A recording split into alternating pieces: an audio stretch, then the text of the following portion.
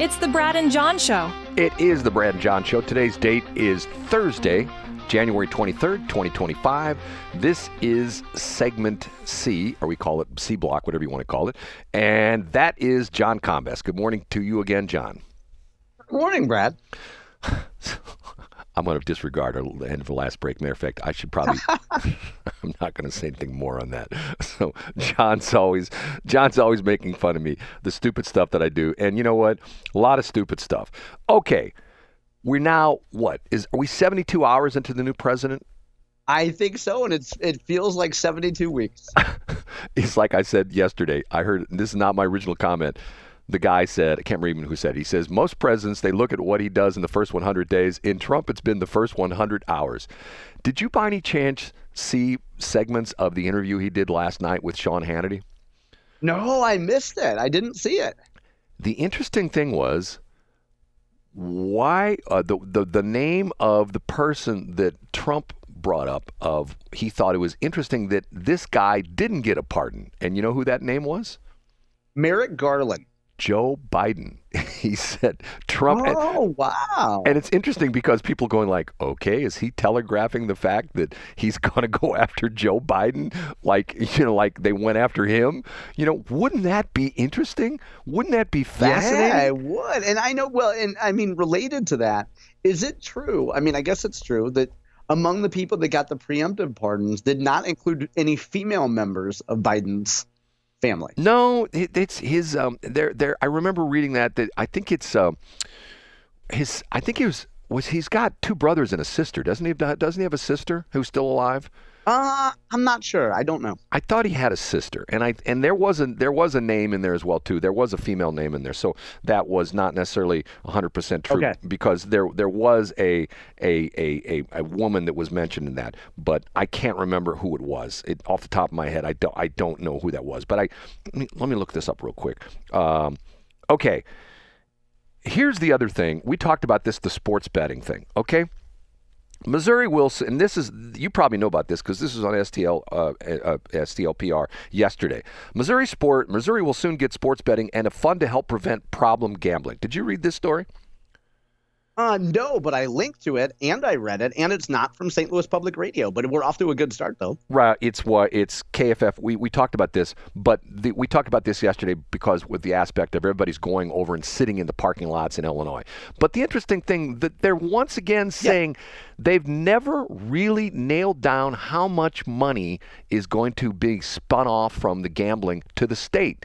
And don't you think that should have been an important aspect of this whole gambling amendment, that there should be some guarantees? You would think that's a pretty important piece of information, don't you think, before you pass something? Well, not only that, they talked about, it says, estimates of the state's revenue from sports betting range from $12.8 million to $20.5 million, according to fiscal note for the previous billing. But it also talks about the fact that there's money in this program for problem bettors, problem gamblers, and it's like, here we go. In Missouri spent $100,000 on problem gambling in 2023 and $0 the year before that. How sad is that? Yeah. Well, I mean, I guess the idea is if it's not legal here, why would we spend our money to help people who are betting illegally in Illinois and Kansas? Well, I'm guessing that's the logic. $100,000, isn't that 1 month's pay to Jack Cardetti? Isn't that wouldn't it? I think Jack makes more than $1.2 million a year, but sure, let's call it $100,000 a month. Okay, so that was for the entire year. And the thing for me is that, God, it just bothers me so much. Because I'm caught between two areas. I'm a libertarian kind of guy.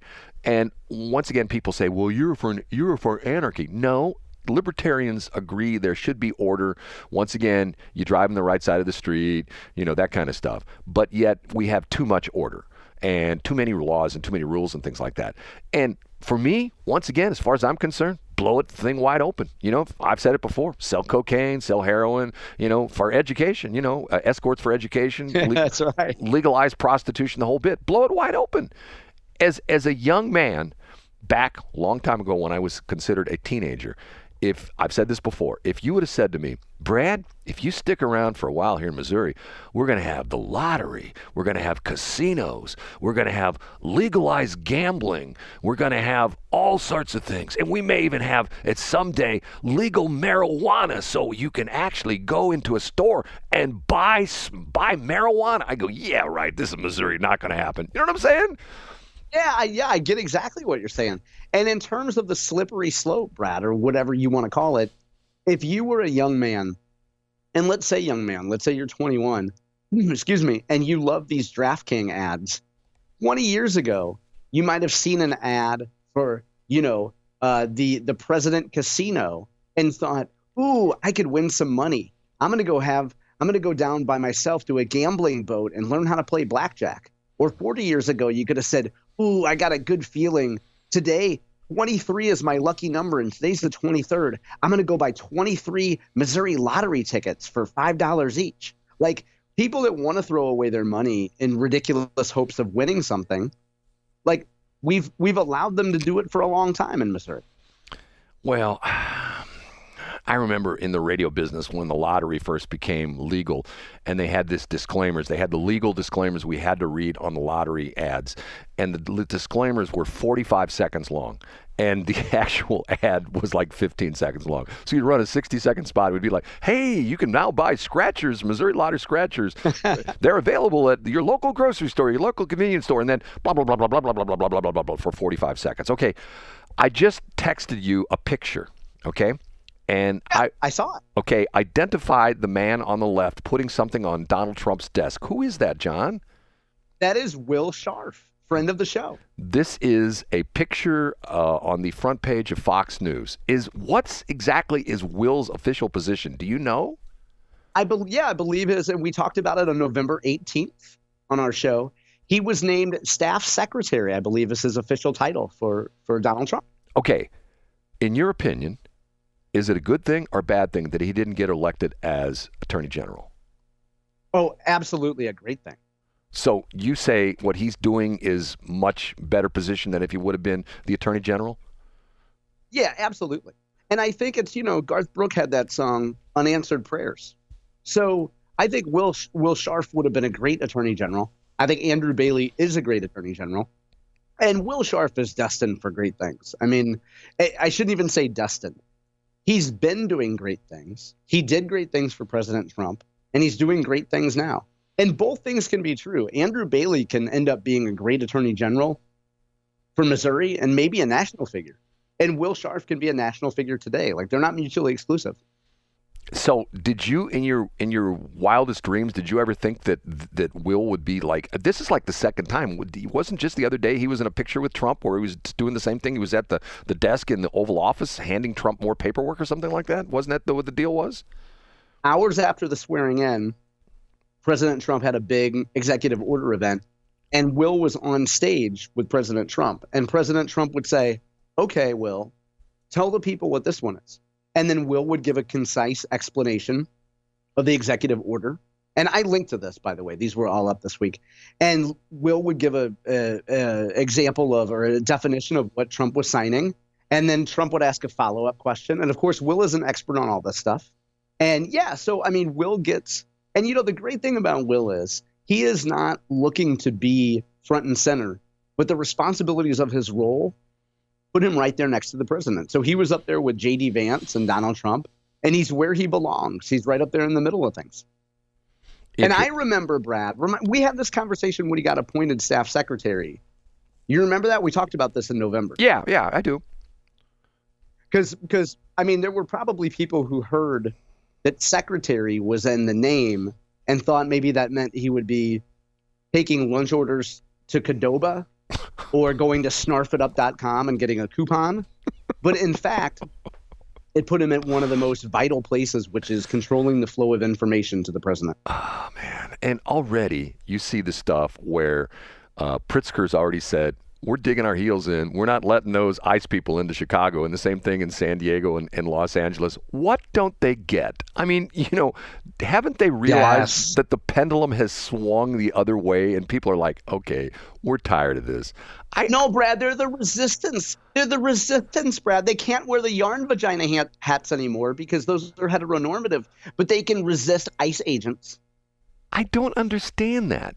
I mean, how is it that you can say, like in Chicago? Matter of fact, I don't know if you saw that story or not. They talked about the fact that they were going to do a raid on Tuesday, the day after the inauguration, but the plans got leaked and the city hid a bunch of the. Did you hear about that? No. In what city is this, Brad? Chicago. Oh, wow. It came out that Holman was talking about the fact that one of the first cities they had identified to go in and because they're going after. They said they're going after the first wave. They're going after the illegal, or not the criminal illegal aliens, the ones who are in jail, who are already been arrested for various crimes and things like that. And their plans got leaked. Apparently, they're going to do a raid at maybe the Cook County Jail. I don't know. They were talking about the fact, and it never really came out. And Holman was asked about this, and he said, well, we put that on the back burner because someone leaked our plans, and they wanted to be like a sneak attack or something like that. How bad is it? Here we go again, where I give my elevator example the other day. We're on the 40th floor of the Metropolitan Square building, and there's 12 people in the elevator. There's, 4 women, 2 gay guys, all sorts of different. There's 2 Mexican people, 3 Bosnians, and all of a sudden the cable breaks and the emergency brakes kicks in. Do you think those people are concerned about, well, he's gay and I'm straight, and well, he's a Bosnian, I'm from North Korea? They don't care. Why can't we all just be? Hold it. You know what I got to do? John. I know what's coming, Brad. It feels like hold on. It feels like it's 1992 all over again. I don't know why. I want to say, can we all get along? Can we get along? Yes, I had to do it. I'm sorry. And what most St. Louisans don't know is that King's Beauty Supply was named after Rodney King. Yes, right. He had a very famous relaxer that he used in his hair. And some folks in St. Louis were so inspired by it that they started King's Beauty Supply. Most people would think that King's Beauty Supply was actually owned by an Asian family that looked at the name King, knew it had value in the African-American community, so they named their store King's Beauty Supply. But let's not let facts get in the way, Brad. I think it was named after Rodney King's relaxer. Do you think that at King's Beauty Supply, do you think they have the Wesley Bell hair treatment there? I think so, yeah. They actually model it after a giant tarantula. And then it just flops around on top of your head. But you know what? At least it's not a bush. That's what I always say, Brad. That's what she said. Okay, one last thing. Okay, once again, I see these things in stlouispublicradio.org, the website. Oh, by the way, mentioning that, I saw on Jason Rosenbaum's page, on his Facebook page, you know who his guest on his Friday show tomorrow is? Oh, let me see. Is it somebody who is up for re-election in 2026, is facing a lot of controversy, and we're wondering if Jason is going to ask tough questions? Sam Page. Yeah, that's right. Now, do you think, and it's interesting, did you see his post on his Facebook page? You're not a Facebook guy, are you? No, I'm not a boomer, so I don't do Facebook. Okay. He puts on the post that he says, I'm going to interview Sam Page. What questions would you want me to ask him? And he comes right out and says, I can't find it in a hurry because you make fun of me because, it'd take me 20 seconds to find it. But he comes out and says, I'm not going to tell what questions I'm going to ask him because that way his staff will research it and he'll just give me, a prepared That's exactly right. Prepared responses, sort of like I don't think, what would be really interesting if Sam Page got on Jason Rosenbaum's show and the first thing out of his mouth was, Jason, I want you to know I was raised in a middle-class family, Oh, that's exactly right. And you know what? I'm a middle-class anesthesiologist. Now, Right. Jason will ask tough questions. So there's, in some Twitter comments, people were pushing back and saying, I wonder if Jason's actually going to ask him tough questions. Jason asked tough questions of everybody. Yeah. Right. Okay. The thing that's on STLPR.org, big controversy in Illinois. You probably know about this one as well, too. You know what the big controversy is? If it's in Illinois, my brain automatically filters it out, Brad. I don't have any idea. The big controversy is the redesigned Illinois state flag with all the problems. Oh, that's very important. Yeah. Right. With all the problems going on in Illinois, and they're worried about the state flag. Okay. It says the 10 final designs. There's 10 final designs of the contest to replace Illinois state flag would get a letter grade B from flag design experts, according to the secretary of a non-for-profit dedicated to the study of flags. Did you know there was a non-for-profit dedicated to the study of flags? And here's the guy's name is Ted Kay of the North American Vexological Association. What is vexological? Do you know what that is? It's you study witchcraft. You put a vex on it. He says each of them has the opportunity to be an even better design with some polishing. That's according Vexological. Okay. Now, well, hold on. He's from Chicago. He meant polishing. Polishing. Yeah, you drop its IQ by 50%, but you add a little really good food. So it's kind of like glass half empty and half full. Here it is. Here we go. Vexology is the study of the history, symbolism, and usage of flags. By extension, any interest in flags in general. So now you see the interesting. See, this morning, John, I've schooled you on burbling and vexology. See, don't you? Yes, exactly. I mean, don't you? I bet you in 4 years at Wash U, you never studied burbles or vexology, did you? No, I was trying to find the Cleetus. But here's the thing, Brad. When you go to St. Louis Public Radio and you scroll down, you see that another story by Elaine Cha. The headline is All Black Improv Team Performs for Laughs, Boosts Diversity on Stage and in the Crowd. So we got, on one hand, Jason Rosenbaum asking tough questions to the top St. Louis County leader who's in the middle of what's going to be a heck of a fight for re-election. And then on the other hand, you have the Illinois state flag and an all-black improv team. So you get a little bit of news and a little bit of entertainment. I don't know why people criticize St. Louis Public Radio. It's funny. One of our best of shows that comes up every once in a while runs on the air where you make the comment about the demise of St. Louis Riverfront Times, and you go into this dissertation about, wow, it's sad that the people who are, you know what I'm talking about? Where you give I don't know. It's pretty funny. You said, wow, it's terrible that the people won't know that there's a new kind of pot at the dispensary on South Grand, and that no one will be able to show up for. Where are they ever going to find out that a new cannabis-infused IPA is being sold at some brewery in an old warehouse that's going to shut down in 2 months? Oh, man, I'll tell you what. Okay, we're going to get out of here on time for a change. How's that, John? Wow, that's shocking. Hey, good luck with your Cleetus today, Brad. And you know what? Good luck having your girlfriend whistle your Dixie. Excuse me, whistle your diesel. I'm sorry, Brad. That's whistling diesel, and the guy's a She's going to be whistling diesel today, right, Brad? He's a multi-millionaire, and I don't know what the heck you're talking about. Okay, John, say goodbye. See you tomorrow.